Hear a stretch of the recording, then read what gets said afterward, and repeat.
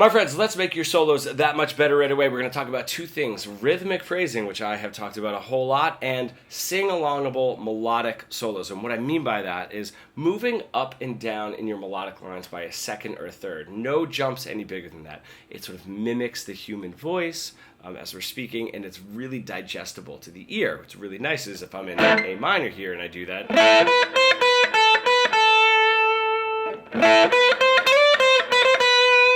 these lines are very sing-alongable. They're slow enough. I'm not doing sweep picking. I'm not doing anything crazy.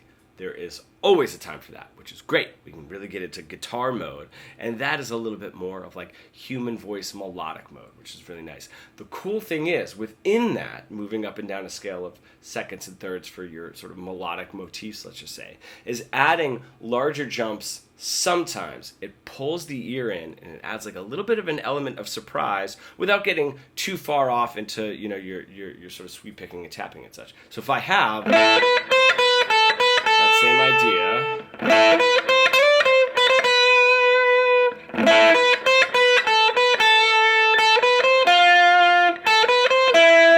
right, those larger jumps just sort of pull you in a little bit more. Now, if we do it too much, it's going to sound a little bit random. Right? Little too random. But they're really nice to throw in for that sort of melodic part, right? Before you get into the tapping and the sweep picking and such.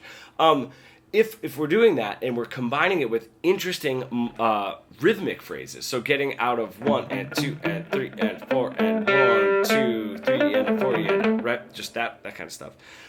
We can develop a huge, robust vocabulary of really, really great guitar lines.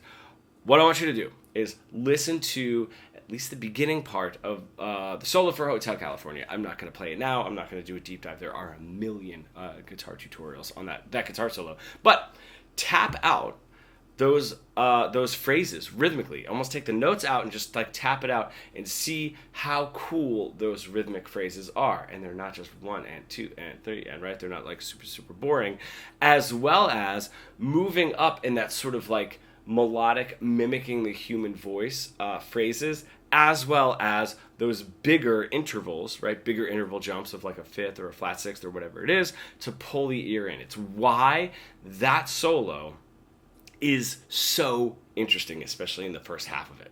And if you are an intermediate guitar player, sort of stuck in that boring, stale, robotic guitar solo plateau that we all get into, and you really want to bridge the gap between your creative ideas and what you're able to play, becoming fully fretboard fluent, comment pro below and we can get started.